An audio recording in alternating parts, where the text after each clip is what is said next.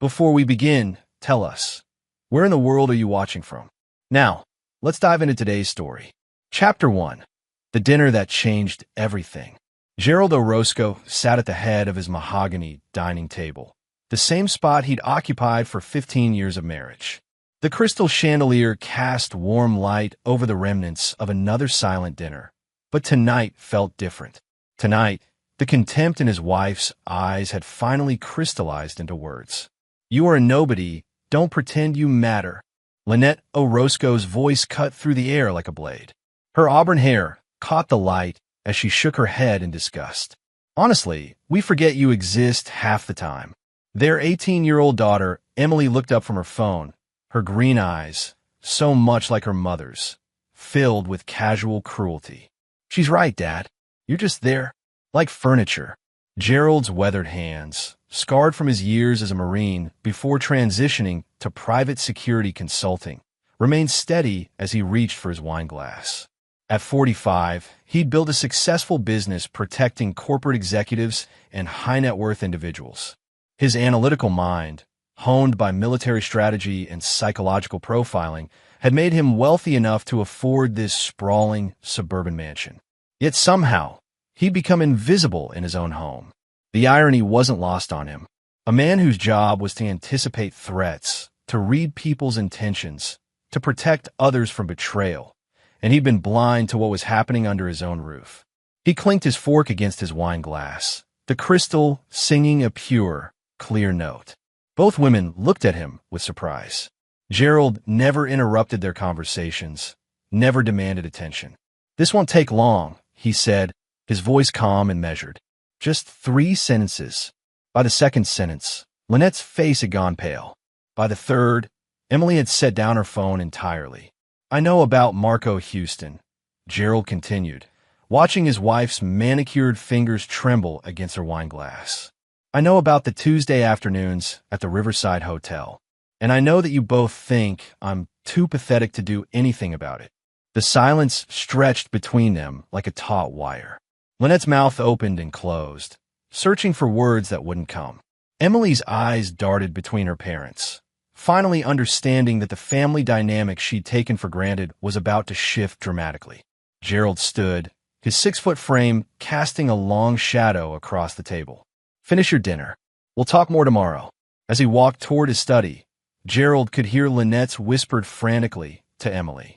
They were planning, scheming, trying to figure out how much he knew and how to minimize the damage.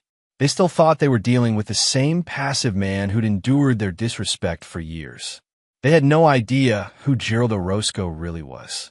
In his study, Gerald opened his laptop and pulled up files he'd hoped never to use. His military training had taught him that knowledge was power, and his security business had given him access to resources most people couldn't imagine.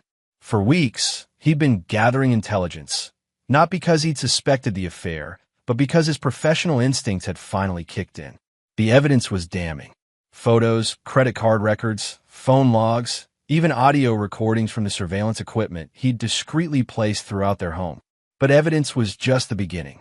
What Gerald was planning would require much more than proof of infidelity. Marco Houston, 38, was a successful real estate developer with a reputation for ruthless business practices and a taste for married women. He'd built his fortune by acquiring distressed properties and forcing out long-time residents, gentrifying neighborhoods without regard for the communities he destroyed. His personal life was equally predatory. Lynette was his 4th married conquest in as many years. But Marco had made a crucial mistake. He'd targeted the wrong man's wife. Gerald pulled up Marco's financial records, business partnerships, and personal connections.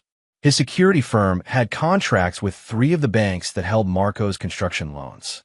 His former military colleagues now worked in various government agencies. His client list included judges, prosecutors, and police commissioners. Marco Houston had no idea he was about to go to war with someone who had spent 20 years learning how to destroy enemies without leaving fingerprints. Chapter 2. The Architecture of Destruction. 3 days after the dinner revelation, Gerald sat in his downtown office overlooking the city's financial district.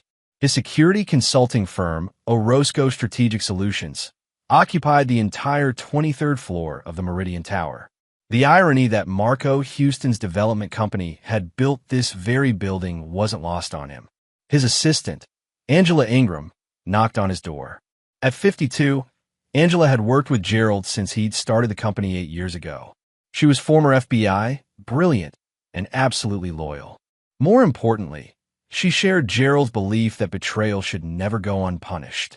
"The background checks you requested are complete," she said, setting a thick folder on his desk. "Marco Houston is even worse than we thought." Gerald opened the file.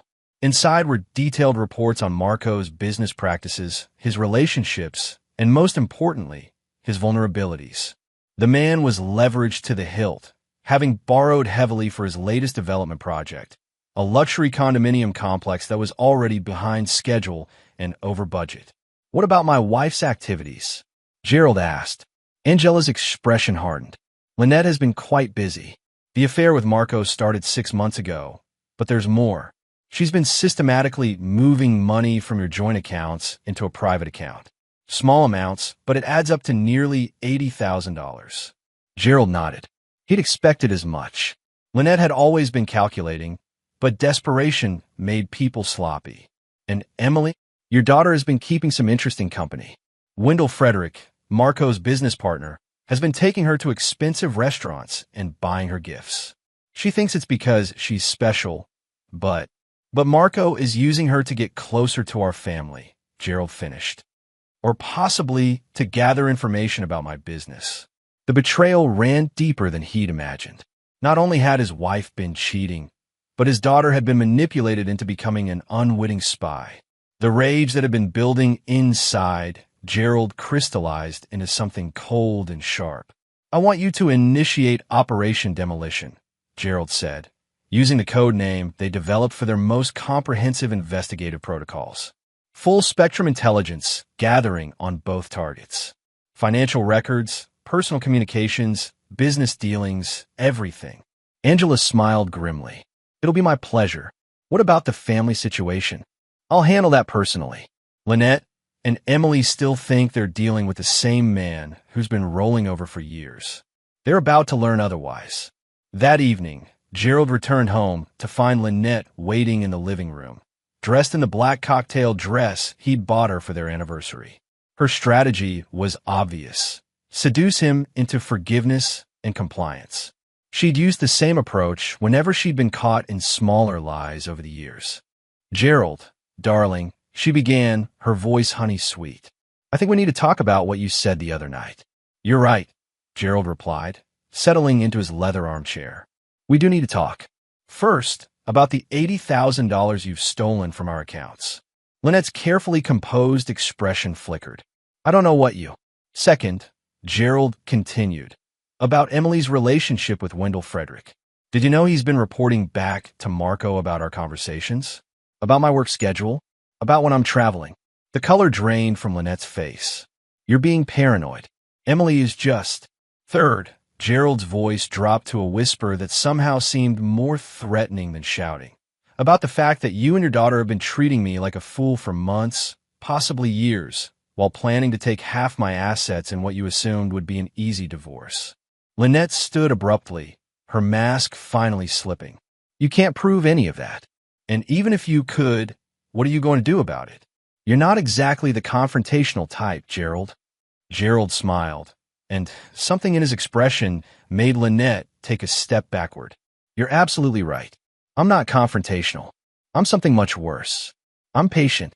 I'm thorough. And I never, ever forgive." As Lynette fled upstairs, Gerald poured himself a scotch and began making phone calls. By morning, the first phase of his plan would be in motion. Marco Houston's construction loans were about to be called in for routine audit. The City Planning Commission was going to discover some irregularities in the permits for his luxury condo project. And the IRS was about to receive an anonymous tip about some very interesting offshore accounts. But that was just the beginning. Gerald wasn't just planning to destroy Marco's business. He was going to dismantle his entire life, piece by piece, until the man understood exactly what it meant to cross the wrong person. Chapter 3. The Web Titans. 2 weeks later, Marco Houston sat in his glass-walled office, staring at a stack of legal documents that had arrived that morning. His hands shook as he reached for his phone to call his lawyer. "Jimmy, it's Marco. Tell me you have good news about these audit notices." Jimmy Perkins, Marco's attorney for the past 5 years, sounded exhausted. "I wish I did. The bank consortium is demanding full financial disclosure on all your current projects. The city has red-tagged your Riverside development pending a complete permit review, and the EPA wants to inspect your Northside property for potential environmental violations." "That's impossible," Marco said, though his voice lacked conviction. "Everything was cleared through proper channels." "Marco, when was the last time you checked your offshore accounts?" The question hit Marco like a physical blow. "What do you mean? The Cayman account?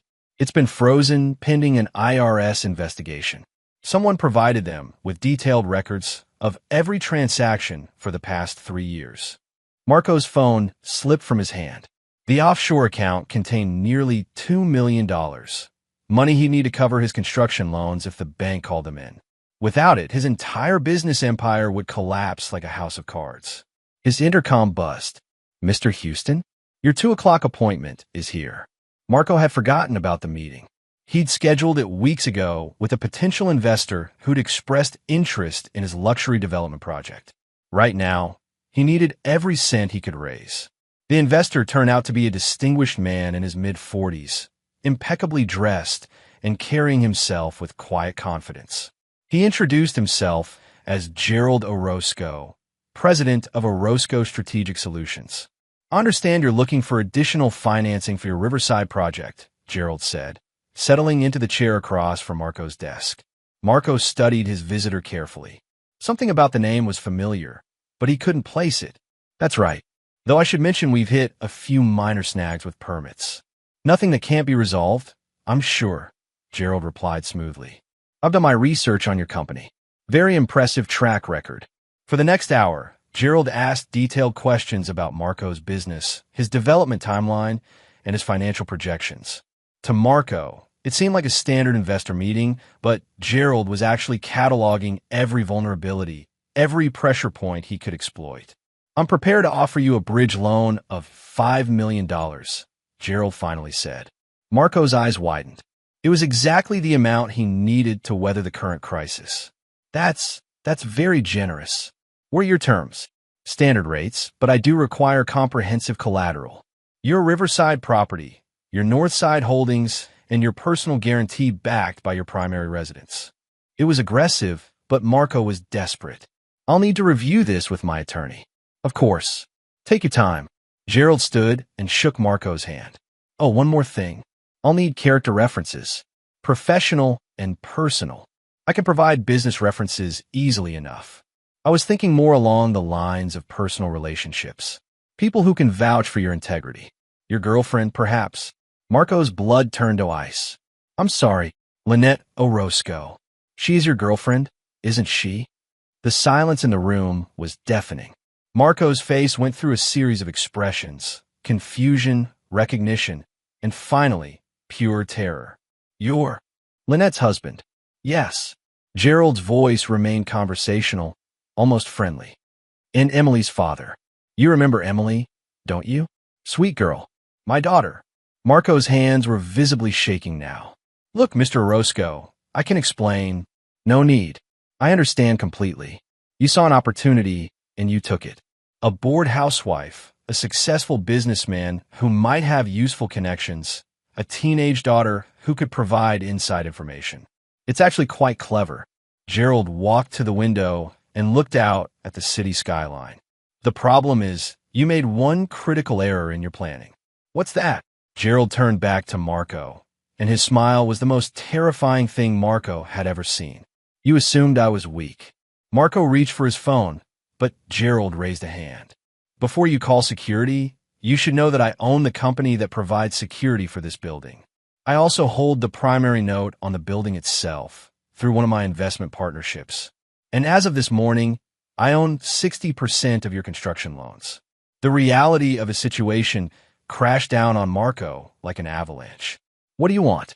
"Justice," Gerald replied simply. "You destroyed my family. Now I'm going to destroy everything you've ever built. Your business, your reputation, your relationships, your future. All of it. You can't do this. It's illegal. Gerald laughed, a sound completely devoid of humor. Everything I'm doing is perfectly legal. I'm simply a concerned investor protecting my interests. The fact that you'll be ruined in the process is just serendipity. As Gerald walked toward the door, Marco called after him desperately. What about Lynette? What about Emily? Gerald paused without turning around. What about them? They made their choices. They chose to betray me, to humiliate me, to treat me like I was nothing. Now, they get to live with the consequences.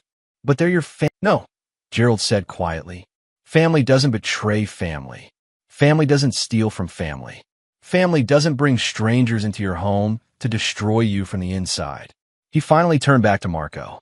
They stopped being my family the moment they chose you over me. After Gerald left, Marco sat alone in his office as the weight of his situation settled over him. He was trapped in a web he hadn't even seen being woven around him.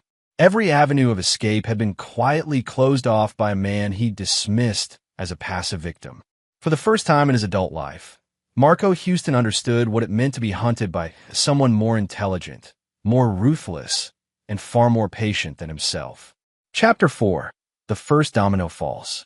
Within 48 hours of Gerald's visit to Marco's office, the real estate developer's world began to collapse in earnest. Gerald sat in his study at home, monitoring the destruction from multiple computer screens that track financial markets, legal filings, and news reports in real time.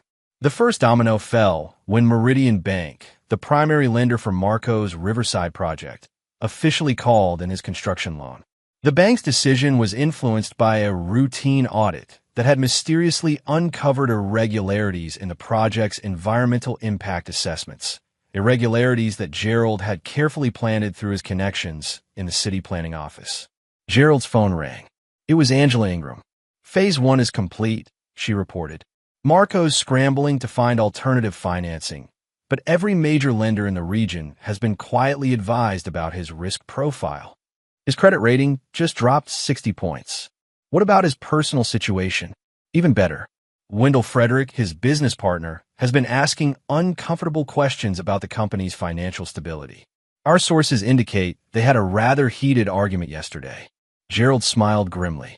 Wendell Frederick was the key to the second phase of his plan. Through Emily, Gerald had learned that Wendell was the ambitious junior partner who'd always resented Marco's control of their development company. A little pressure applied at the right time, and Wendell could be turned from ally to enemy. Arrange a meeting with Frederick, Gerald instructed. Use the Morrison Hotel's account as bait. He'll be interested in a contract that large. Gerald's security firm had recently signed a deal to provide comprehensive security services for Morrison Hotel's expansion into the region. It was a $20 million contract that would require significant subcontracting for construction and renovation work. Wendell Frederick would see it as a lifeline for his sinking partnership with Marco. That evening, Gerald returned home to find chaos. Emily was crying in the living room while Lynette paced frantically, her phone pressed to her ear. From the fragments of conversation he could hear, Lynette was trying to reach Marco, who had apparently stopped answering her calls. Don't understand what's happening, Lynette was saying. He's supposed to meet me tomorrow night, but his assistant says he's in meetings all week. She noticed Gerald standing in the doorway and quickly ended the call. Daddy, Emily sobbed, looking up at him with red-rimmed eyes. Something terrible is happening. Wendell says Marco's company is in trouble. He says they might lose everything. Gerald felt a momentary pang of sympathy for his daughter. She was 18, legally an adult, but still naive about the adult world of consequences and betrayal. Unlike her mother, Emily's involvement in the affair had been passive. She'd been manipulated rather than being a willing participant. But that didn't absolve her of the cruelty she'd shown him, the casual dismissal, the way she'd treated him like furniture in his own home. These things happen in business, Gerald said neutrally. People make bad decisions and pay the price. Lynette's eyes flashed with anger. You're enjoying this, aren't you? You did something to Marco. I'm a security consultant, not a wizard, Gerald replied. I can't make loan officers call in notes or environmental inspectors find code violations. If Marco's business is failing, it's because he built it on a foundation of poor decisions. The truth was that Gerald had done exactly those things, but his methods were untraceable. Every pressure point he'd activated had been through legitimate channels. Bank audits that revealed real irregularities he'd helped create, permit reviews that found violations he'd carefully orchestrated, and financial investigations that uncovered actual problems he'd manipulated into existence. "You're lying," Lynette accused. "You found out about us, and you're trying to destroy him." Gerald looked at his wife with genuine curiosity. "And if I was, what exactly would you do about it?" The question hung in the air like a challenge. Lynette had no answer because she had no power. For 15 years, she'd enjoyed the benefits of Gerald's success while contributing nothing to it. She'd lived in his house, spent his money, and enjoyed his protection without ever considering what would happen if she lost his goodwill. Now she was finding out. "I want a divorce," Lynette declared, as if it were a threat rather than exactly what Gerald wanted. "Of course you do," Gerald agreed. "File the papers whenever you're ready. I'm sure your attorney will explain the implications of adultery in this state's divorce laws." Lynette's face went pale. She'd clearly been counting on Gerald's passive nature to ensure a favorable settlement. The realization that he might actually fight back had apparently never occurred to her. "You can't prove anything," she said, but her voice lacked conviction. Gerald pulled out his phone and played a brief audio clip. Lynette's voice filled the room, crystal clear as she spoke intimately to Marco about their plans to take half of Gerald's assets in the divorce. The recording had been made in their own bedroom 3 weeks earlier. "I have hours of recordings," Gerald said matter-of-factly. "Video surveillance, financial records, and testimony from several witnesses who can verify the timeline of your affair. Your attorney is welcome to review the evidence at his convenience." Emily had stopped crying and was staring at her parents with growing understanding. "Mom, what did you do?" "Nothing that your father hasn't done," Lynette snapped. "He's been emotionally absent for years. He's obsessed with his work. He never talks to us. He treats us like we're not even here. So you decided to steal money and sleep with another man," Gerald observed. "That's certainly a proportional response to having a workaholic husband." The cruelty in Gerald's voice was subtle but unmistakable. He was dismantling Lynette's justifications as methodically as he was dismantling Marco's business empire. "What happens now?" Emily asked quietly. Gerald looked at his daughter with something that might have been regret. "Now you both learn that actions have consequences. Your mother chose to betray our marriage vows. You chose to help her by spying on me for Marco's benefit. Those choices have costs." "I didn't know." Emily started to protest. "You knew enough," Gerald cut her off. "You knew enough to take expensive gifts from a stranger. You knew enough to report my travel schedule and business meetings. You might not have understood the full scope of what you were doing, but you knew you were keeping secrets from me." Emily's face crumpled as the reality of her situation sank in. She'd been used by people she trusted, and now she was facing consequences she'd never anticipated. "I'm sorry, Daddy," she whispered. Gerald studied his daughter's face, searching for signs of genuine remorse or mere regret at being caught. What he saw was a young woman who was finally beginning to understand that her actions mattered, that other people had feelings she could hurt. But understanding came too late. The damage was done, and Gerald Orozco was not a man who forgave betrayal, even from his own blood. Chapter 5. The Partner's Gambit. Wendell Frederick arrived at Gerald's office building the next morning dressed in his most expensive suit, clearly hoping to make a strong impression. At 35, Wendell was ambitious, ruthless in his own way, and increasingly desperate as he watched his partnership with Marco Houston crumble around him. Gerald had done his research. Wendell came from old money that had been squandered by his parents' poor decisions and extravagant lifestyle. The development partnership with Marco had been his chance to rebuild his family's fortune, but Marco's recent troubles threatened to drag them both down. "Mr. Orozco," Wendell said, shaking Gerald's hand with the firm grip of a man trying to project confidence he didn't feel. "Thank you for seeing me on such short notice. Please sit down." Gerald gestured to the leather chairs arranged around a small conference table. I understand you're interested in the Morrison Hotel's contract. Very much so. It's exactly the kind of prestige project our company specializes in. Gerald opened a folder and spread out architectural plans for the hotel renovation project. 23 properties across the region, total construction value of $47 million. The security consultation alone is worth $6 million to my firm. Wendell's eyes widened as he studied the scope of the project. It was easily the largest contract his company had ever been offered. This would be a game changer for us. That's assuming your company survives long enough to complete it, Gerald observed casually. The comment hit Wendell like a slap. I'm not sure what you mean. I mean that Marco Houston is about to lose everything, and he's going to take you down with him unless you act quickly.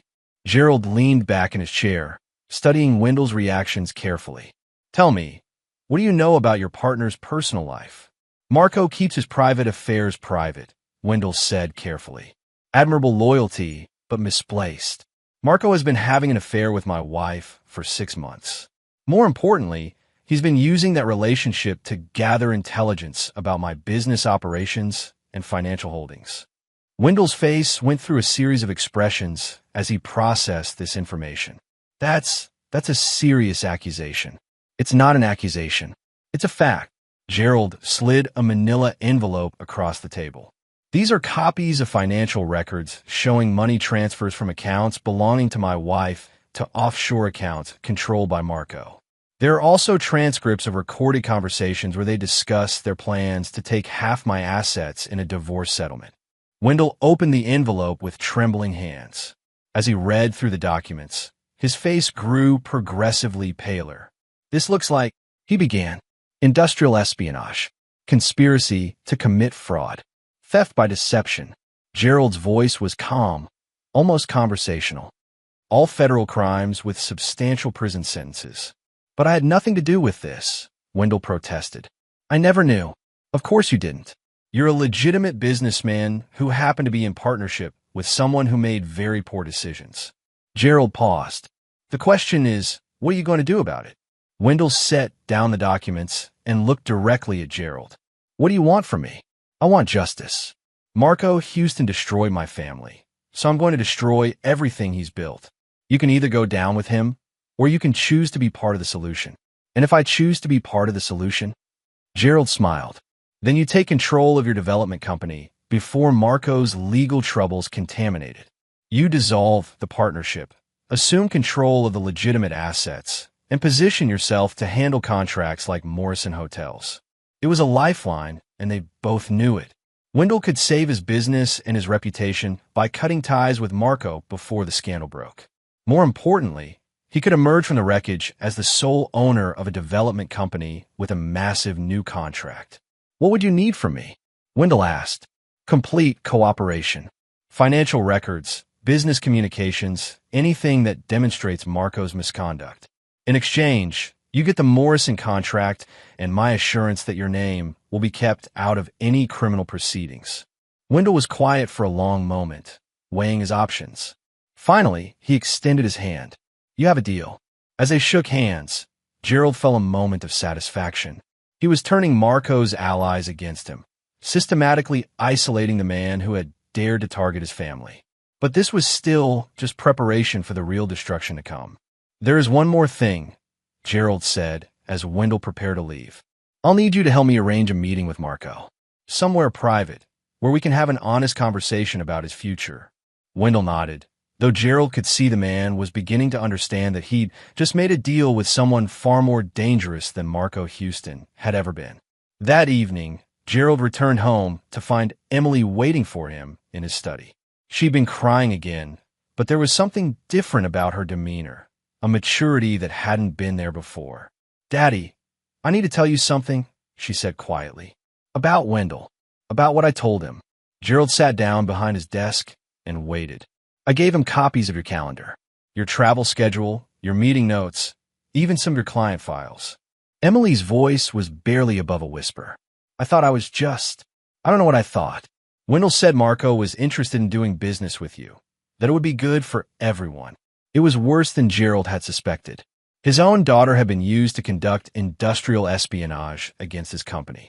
The violation felt more personal than anything Lynette had done. "Did you take money for this information?" he asked. "No, just gifts. Expensive dinners, jewelry, a designer purse." Emily's hands were shaking. "I know how that sounds now, but at the time it felt like someone finally thought I was worth something." The admission revealed the deeper problem in their family. Emily had been desperate for attention and validation, vulnerable to manipulation because she felt ignored and undervalued at home. Gerald realized that his own emotional distance had created the opening that Marco and Wendell had exploited. But understanding the cause didn't absolve anyone of the consequences. "What you did was illegal," Gerald said quietly. "Corporate espionage, theft of trade secrets. If I wanted to press charges, you could face federal prosecution." Emily's face went white. "Daddy, please. I'm not going to press charges. You're my daughter, and despite everything, I love you." "But Emily, what you did has consequences that go beyond our family. My clients trusted me to protect their information, and you gave it to people who could have used it to harm them." "I'm sorry," Emily sobbed. "I'm so sorry. I didn't understand." "Sorry doesn't undo the damage," Gerald replied. "But it's a start." He stood and walked around the desk to where Emily sat crying. For a moment, he considered comforting her, perhaps finding a way to rebuild their relationship. But then he remembered the casual cruelty in her voice at dinner, the way she dismissed him as furniture, the months of deception and betrayal. Gerald Orozco had loved his family unconditionally for 18 years. Now he was learning to love himself more. "You'll be 18 until August," he said finally. "You can stay here until then, or you can leave now. After that, you'll need to find your own place." "You're kicking me out?" Emily's voice was filled with disbelief. "I'm in your childhood," Gerald corrected. "You made adult choices. Now you get to live with adult consequences." As he left Emily crying in his study, Gerald felt something he hadn't experienced in years: complete clarity about his priorities. His family had betrayed him, used him, and discarded him. Now it was time for them to learn what life was like without his protection and support. The game was far from over, but Gerald was no longer playing defense. Chapter 6: The Trap Closes. Marco Houston stood in the abandoned warehouse on the outskirts of the industrial district, feeling like a man walking to his own execution. Wendell had arranged this meeting, claiming it was their only chance to negotiate with Gerald Orozco before the situation spiraled completely out of control. The warehouse belonged to one of their former development projects, a property they'd purchased for renovation but never completed due to financing problems. It seemed fitting that Marco's empire might end in the same place where it had begun to falter. Gerald arrived exactly on time, accompanied by Angela Ingram and two other men Marco didn't recognize, but had the unmistakable bearing of former law enforcement. The message was clear. Gerald was prepared for any eventuality. "Thank you for coming," Gerald said, his voice echoing in the empty space. "I thought we should have an honest conversation about your situation." Marco tried to project confidence he didn't feel. "I'm not sure what you think you've accomplished, but I have lawyers. Your lawyers are currently explaining to federal investigators why your offshore accounts receive payments from my wife's personal checking account," Gerald interrupted. "They're also trying to determine whether the industrial espionage charges will be filed in state or federal court." The mention of espionage made Marco's blood run cold. "I don't know what you're talking about." Gerald nodded to Angela, who opened a briefcase and removed a stack of documents. "These are copies of my company's client files. Confidential security assessments, travel schedules for protected individuals, even architectural plans for facilities we're securing. All of this information was found on your personal computer." Marco's mind raced. He'd never seen those documents before in his life. "That's impossible. I never." "Emily Orozco provided you with this information over a period of 6 months, Gerald continued. "My daughter, whom you manipulated through your business partner, gave you access to classified information that could have been used to harm my clients." The trap was beginning to close around Marco, and he finally understood the scope of Gerald's plan. This wasn't just about the affair or the money. Gerald was constructing a federal case for espionage and conspiracy. You planted that evidence, Marco accused. Did I? Or did you simply underestimate how thoroughly I document everything in my business? Gerald's smile was razor sharp. The beauty of the situation is that it doesn't matter. The evidence exists, it's on your computer, and federal prosecutors tend to take industrial espionage very seriously. Wendell stepped forward, his face pale, but determined. Marco, there's something else you need to know. I've dissolved our partnership and transferred all company assets to a new entity. You're no longer an owner or officer of Frederick Development Group. The betrayal hit Marco like a physical blow. His own partner had sold him out to save himself. You bastard. We built this company together. We built it, and you destroyed it, Wendell replied. I'm not going to prison because you couldn't keep your pants on. Gerald watched the exchange with satisfaction. Turning allies against each other was a classic strategy, and Marco's isolation was now complete. No business partners, no financial resources, and soon, no freedom. What do you want? Marco asked, finally accepting the reality of his situation. I want you to understand what you've done, Gerald replied. You didn't just have an affair with my wife.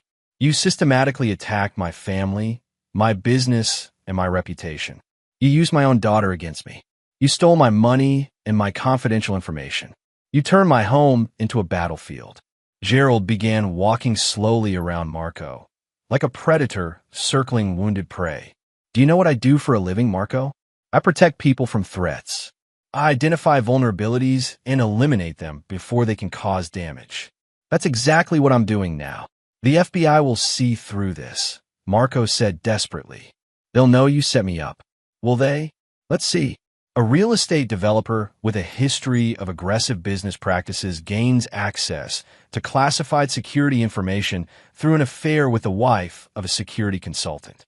He uses that information to target the consultant's clients and potentially compromise their safety. When discovered, he attempts to claim he was framed by the very man he was trying to destroy. Gerald paused his circling to look directly at Marco. Which version sounds more believable to you? The warehouse fell silent except for the sound of Marco's labored breathing. He was trapped in a narrative of Gerald's creation, and every attempt to escape would only make him look more guilty. There is one alternative, Gerald said finally. What? You disappear? Tonight. Leave the country, never contact my wife or daughter again, and never return. In exchange, I'll make sure the federal investigation loses momentum. It was an offer of exile rather than prison, but Marco could see the trap within the trap. And if I refuse? Then tomorrow morning, the FBI receives a complete dossier on your activities, including evidence of additional crimes I haven't mentioned yet. Industrial espionage, money laundering, tax evasion, and conspiracy to defraud. You'll spend the next 20 years in federal prison. Marco looked at Wendell, hoping for some sign of support or alternative, but his former partner was staring at the floor. The man who had once been his closest ally was now actively helping to destroy him. How do I know you'll keep your word? Marco asked. You don't, Gerald replied simply. But you know with absolute certainty what happens if you stay. The choice wasn't really a choice at all. Marco could flee the country and hope Gerald honored their agreement, or he could stay and face certain prosecution. Neither option offered him any real future, but one at least offered him freedom. I'll need time to arrange. You have 6 hours, Gerald cut him off. There's a private jet waiting at the municipal airport. It will take you to a non-extradition country where you can start over with whatever assets you've managed to hide offshore. As Marco stumbled toward the warehouse exit, broken and defeated, Gerald felt a moment of genuine satisfaction. The man who had dared to attack his family was being systematically erased from existence. His business destroyed, his reputation ruined, his freedom forfeit. But the game wasn't over yet. Marco had been the weapon, but Lynette had been the one who chose to use it. And Emily had been the one who loaded it with ammunition. It still had prices to pay. Chapter 7. The Exile's Price. 6 hours later, Marco Houston sat in the cabin of a private jet flying toward a destination he couldn't even pronounce. Gerald had been true to his word. The plane was waiting, fueled, and ready, with a pilot who asked no questions and requested no identification beyond a passport that had been waiting for Marco in an envelope on his seat. But as the lights of his former life disappeared below the clouds, Marco began to understand the true genius of Gerald's revenge. He wasn't just being exiled, he was being erased. His business was gone, his assets frozen or transferred, his reputation destroyed. Even if he somehow managed to return to the United States, there would be nothing left for him. Meanwhile, Gerald stood in his study, watching news reports of Marco's mysterious disappearance on his computer screens. The story was already spreading through the real estate community. Successful developer vanishes overnight, leaving behind a company in ruins and a trail of suspicious financial transactions. Angela Ingram knocked on his door. The FBI called off their investigation, she reported. With the primary suspect fled, they're treating it as a closed case. They did ask if we wanted to pursue civil damages. No need, Gerald replied. Justice has been served. But even as he said it, Gerald knew the statement wasn't quite true. Marco had been neutralized, but the betrayal of his family remained unresolved. Exile was too easy an escape for the people who had lived in his house, taken his money, and stabbed him in the back while he slept beside them. Lynette chose that moment to burst into his study without knocking, her face flushed with rage and desperation. What did you do to Marco? He's gone, vanished, and his company says he's no longer employed there. I imagine he decided to explore new opportunities, Gerald said mildly. The real estate market can be quite volatile. Don't play games with me. Lynette's voice cracked with hysteria. I know you did something to him. You destroyed his business, you ruined his life, and now he's gone. Gerald looked at his wife with something approaching pity. You're absolutely right. I destroyed Marco Houston as thoroughly as I knew how. I dismantled his business, seized his assets, turned his allies against him, and finally gave him a choice between exile and imprisonment. The casual confession stunned Lynette into silence. She'd expected denials, not matter-of-fact admissions. The question, Gerald continued, is what you're going to do about it. Lynette's anger flared again. I'm going to tell everyone what you did. I'm going to expose you as the monster you really are. Please do, Gerald encouraged. Tell people that your husband discovered your affair and responded by legally destroying your lover's business empire. Tell them that the man you betrayed fought back instead of rolling over. Tell them that Gerald Orozco isn't the weak, passive victim you thought he was. For the first time, Lynette seemed to understand that she'd been living with a stranger for 15 years. The man she'd married had been quiet and focused on his work, but she'd mistaken introversion for weakness, professional dedication for emotional absence. You're not the man I married, she whispered. You're absolutely right, Gerald agreed. The man you married believed in loyalty, trust, and family bonds. He thought that love was unconditional and that marriage vows meant something. That man died the night you called me a nobody at our dinner table. Gerald stood and walked to the window, looking out at the manicured lawn he'd worked years to afford. The man you're talking to now is someone else entirely. Someone who understands that love without respect is worthless, that loyalty without reciprocity is slavery, and that family bonds can be broken by the people who should cherish them most. I want a divorce, Lynette declared, as if it were a threat rather than exactly what Gerald wanted. The papers will be ready tomorrow, Gerald replied. Given the evidence of adultery, theft, and conspiracy, I expect you'll find the settlement terms quite unfavorable. Lynette's face went white as the reality of her situation finally penetrated.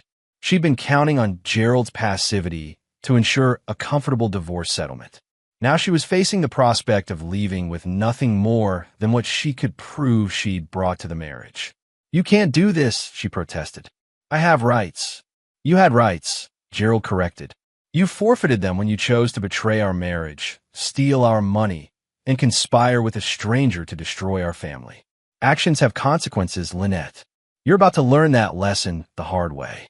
As Lynette fled from his study, Gerald felt a moment of something that might have been regret. They'd built a life together once, shared dreams and plans, created a daughter they both loved. But betrayal had poisoned all of that, turning love into contempt and partnership into warfare. The man, Gerald, might have found a way to forgive, to rebuild, to salvage something from the wreckage of their marriage. But that man was gone, replaced by someone harder and colder and infinitely more dangerous. There was still one more betrayal to address. Chapter 8. A Daughter's Reckoning. Emily found her father in his study later that evening, sitting in the dark and staring out at the city lights. She'd been avoiding him for days, unsure how to bridge the chasm that had opened between them. But with Marco gone and her mother in full panic mode, Emily was beginning to understand that her world was collapsing around her. "Daddy," she said quietly from the doorway. "Can we talk?" Gerald turned on his desk lamp, but remained seated. His face was unreadable in the soft light. "Of course. What's on your mind?" Emily stepped into the room and sat in the chair across from his desk, the same chair where she'd confessed to giving away his business secrets. "I've been thinking about what you said, about consequences and betrayal and family. And what have you concluded? I think I understand now why you're so angry. What Mom did was terrible, but what I did..." Emily's voice broke slightly. "I helped them hurt you. I gave them information they used against you. I'm as guilty as they are." Gerald studied his daughter's face, searching for signs of genuine understanding versus mere regret at being caught. What he saw was a young woman who was finally beginning to grasp the adult concept of moral responsibility. "Do you know what I do for a living, Emily?" Gerald asked. "You protect people. You keep them safe." "That's right. And do you know what the most dangerous threat to any security system is?" Emily shook her head. "Insider betrayal," Gerald explained. "When someone who's trusted with access uses that trust to help enemies attack from within. It's the one thing that no amount of planning or preparation can fully protect against." The parallel was clear, and Emily's face crumpled as she understood. "I was the insider threat to our family." "You were manipulated," Gerald acknowledged. "But you were also willing to be manipulated because it got you something you wanted: attention, expensive gifts, the feeling of being special." Emily was crying now, but they were different tears than before.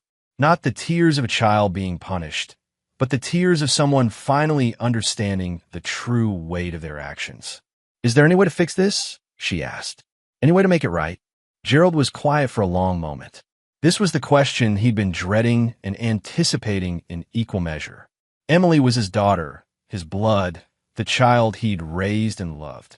But she was also the person who had betrayed his trust as deeply as any stranger could have.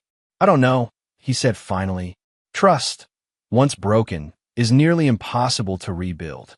And the truth is, Emily, I'm not sure I want to try." The words hit Emily like a physical blow. "You don't want to try?" "For 18 years, I worked every day to provide for this family. I built a business, bought this house, paid for your education, your clothes, your activities. I thought I was building something permanent, a legacy for you to inherit, a foundation for your future." Gerald's voice remained calm, but Emily could hear the pain underneath. "And all of that time, you and your mother saw me as an obstacle to overcome, a resource to exploit, a problem to manage. You didn't see me as a person with feelings who could be hurt." "That's not true, isn't it?" Gerald challenged. "When was the last time you asked about my day, my work, my thoughts about anything? When was the last time you showed any interest in my life beyond what it could provide for yours?" Emily opened her mouth to respond, then closed it again. She couldn't remember a single time in recent years when she treated her father as anything more than a source of money and transportation. "I was a child," she said weakly. "You were a child when you were 8, and you threw tantrums when you didn't get your way. You're 18 now. You're old enough to vote, to serve in the military, to get married. You're old enough to understand that other people have feelings and that your actions affect them." Gerald stood and walked around his desk to where Emily sat. For a moment, she thought he might comfort her, might find some path toward reconciliation. Instead, he handed her a manila envelope. "What is this?" she asked. "Your mother and I are divorcing. These are the papers explaining your options." Emily opened the envelope with trembling hands. Inside were legal documents outlining custody arrangements, child support calculations, and visitation schedules. "I don't understand," she said, scanning the complex legal language. "You're 18. So legal custody is an issue. But you're still in high school, so there are questions about support and where you'll live. Gerald's voice was businesslike now, devoid of emotional inflection. Your mother will receive minimal spousal support given her adultery and theft. She'll need to find a job and a place to live. Emily's face went pale as she understood the implications. You're cutting us off. I'm into my financial responsibility for people who have shown me nothing but contempt and betrayal. Your mother can support herself, and you can learn to do the same. But what about college? What about my future? What about it? You're an adult now. Your future is your responsibility. The cruelty in Gerald's words was devastating because it was delivered so matter-of-factly. He wasn't shouting or expressing anger. He was simply explaining the new reality with the same calm professionalism he might use to explain security protocols to a client. "Daddy, please," Emily begged. "I know I made mistakes, but I'm your daughter. I'm your family." Gerald looked at her for a long moment, and Emily thought she saw a flicker of the father she remembered from her childhood. But when he spoke, his voice was still cold. Family is built on love, trust, and mutual respect. When those things are gone, what's left is just people who happen to share DNA. He walked back to his desk and sat down. "You and your mother made your choices. Now you get to live with them." Emily sat in stunned silence, finally understanding that her father, the man she'd dismissed as weak and irrelevant, was the strongest person she'd ever known. Strong enough to walk away from the people he loved when they proved unworthy of that love. "Is there anything I can do?" she whispered. "Any way to prove that I've learned from this?" Gerald considered the question seriously. "Yes, you can learn to take care of yourself. You can build a life based on your own merit rather than what other people provide for you. You can understand that love is something you earn through your actions, not something you're entitled to because of your birth. And if I do those things, then maybe someday we can have a conversation about rebuilding something between us. But Emily, it would have to be something entirely new. The relationship we had before is dead, killed by the choices you and your mother made." As Emily left his study, Gerald felt the final piece of his old life falling away. He'd lost his wife to betrayal, exiled his enemy to permanent exile, and now severed ties with the daughter who had helped destroy his trust. It should have felt like defeat, but instead, Gerald felt something he hadn't experienced in years: complete freedom. Chapter 9. The New Foundation.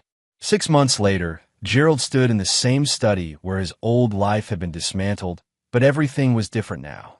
The divorce had been finalized with extreme prejudice. Lynette received minimal spousal support for 2 years and none of the assets she'd counted on taking. Emily had moved in with her mother to a small apartment across town, both of them working service jobs to make ends meet. Gerald's security consulting business had flourished in the aftermath of the Marco Houston affair. Word had spread through the corporate community about his decisive handling of a threat to his operation, and clients appreciated working with someone who could protect their interests with such ruthless efficiency. Angela Ingram knocked on his door. "The Henderson Industries contract came through," she announced. "They want us to handle security for their entire Pacific Northwest expansion." It was a $40 million deal, the largest in the company's history. Gerald nodded with satisfaction. Success, it turned out, was the best revenge of all. "Any word from our former friends?" Marco Houston was spotted in Montenegro last month, apparently working as a tour guide for American tourists. "Lynette tried to contact you through the office twice this week, but I told her you weren't available." Gerald wasn't surprised by either development. Marco was probably running low on the money he'd managed to hide offshore, reduced to menial work in a country where his business acumen meant nothing. Lynette was likely discovering that the skills required to be a wealthy man's wife didn't translate to success in the working world. "What about Emily?" Angela's expression softened slightly. "She's enrolled in community college, working part-time at a bookstore to pay tuition. Her grades are apparently excellent." This information interested Gerald more than he cared to admit. Emily was learning the lessons he'd tried to teach her: the value of hard work, the importance of self-reliance, the cost of betrayal. Whether those lessons would lead to genuine change remained to be seen. His intercom buzzed. Mr. Orozco? There's someone here to see you. She says she's your daughter. Gerald felt a moment of surprise. Emily had tried to contact him several times over the past 6 months, but he'd refused all communication. The fact that she'd come to his office suggested either desperation or determination. Send her in. Emily entered the room looking like a different person than the teenager who'd lived in his house. She was thinner, her clothes were inexpensive but clean, and she carried herself with a maturity that hadn't been there before. Most importantly, her eyes held something Gerald hadn't seen in years: genuine respect. "Hello, Daddy," she said quietly. "Thank you for seeing me." Gerald gestured to the chair across from his desk. "What can I do for you?" "I wanted to tell you about school and work and what I've learned over the past few months." For the next hour, Emily talked about her life, the challenge of working while attending college, the humiliation of living in a cramped apartment after years in a mansion, the difficulty of making friends when you could no longer afford the lifestyle of your peer group. But she also talked about accomplishments Gerald hadn't expected. Dean's List grades despite working 30 hours a week, a promotion at the bookstore to assistant manager, a growing understanding of literature and philosophy that had come from actually reading books rather than just owning them. "I understand now what you were trying to teach me," Emily said finally, "about consequences and responsibility and earning what you have instead of just expecting it." Gerald listened without interruption, studying his daughter's face for signs of manipulation or false sentiment. What he saw was genuine growth, the transformation of a spoiled teenager into a young woman who was learning to navigate the world on her own merit. "What do you want from me?" he asked finally. "Nothing," Emily replied, and the answer surprised him. "I'm not here to ask for money or help or forgiveness. I'm here because I wanted you to know that the lessons you taught me weren't wasted." It was the first time in her life that Emily had come to him without wanting something, and Gerald found himself genuinely moved by the gesture. "And your mother?" he asked. Emily's expression hardened slightly. "Mom is still angry. She blames you for everything that happened, says you overreacted to what she calls a minor indiscretion.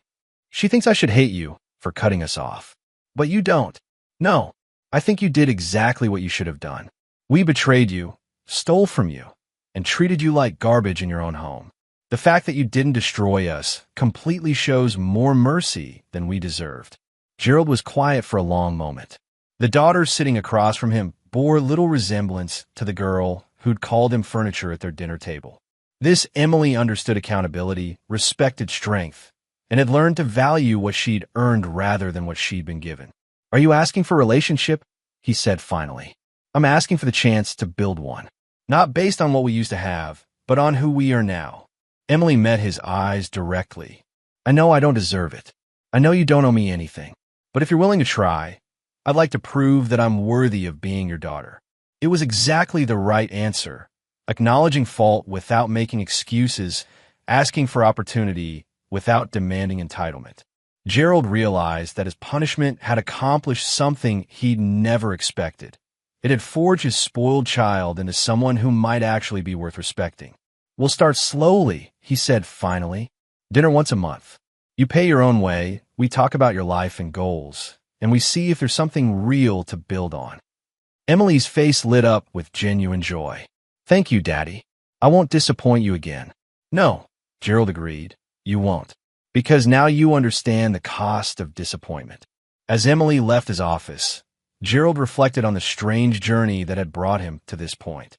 He'd lost a wife who'd never truly valued him, exiled an enemy who'd dared to attack his family, and severed ties with a daughter who'd betrayed his trust. But from the wreckage of those relationships, something new might be emerging, a connection based on mutual respect rather than obligation, on earned trust rather than assumed loyalty. Gerald Orozco had learned that love without respect was worthless, that loyalty without reciprocity was slavery, and that sometimes the people you love most are the ones who hurt you deepest. But he'd also learned that strength could triumph over betrayal, that justice could prevail over manipulation, and that sometimes the most loving thing you can do is teach people the true cost of their choices. The man who'd been dismissed as a nobody had proven himself to be someone who mattered very much indeed. And in the end, That was the only victory that truly counted. As Gerald looked out at the city lights from his office window, he raised his glass in a silent toast. Not to revenge, which was a temporary satisfaction, but to the much more lasting achievement of self-respect. He'd built a new life on the ashes of the old one. And this time, he'd built it for himself. The glass clinked once against the window, a clear, pure note that rang out into the night like a promise that Gerald Orozco would never again allow anyone to make him feel like nothing. He was somebody, and he'd made sure everyone who mattered knew it. And there you have it. Another story comes to an end. What did you think? I'd love to hear your thoughts in the comments below. If you enjoy this story, consider joining our community by subscribing. It means the world to us. For more stories like this one, check out the recommended videos on screen, and I'll see you there.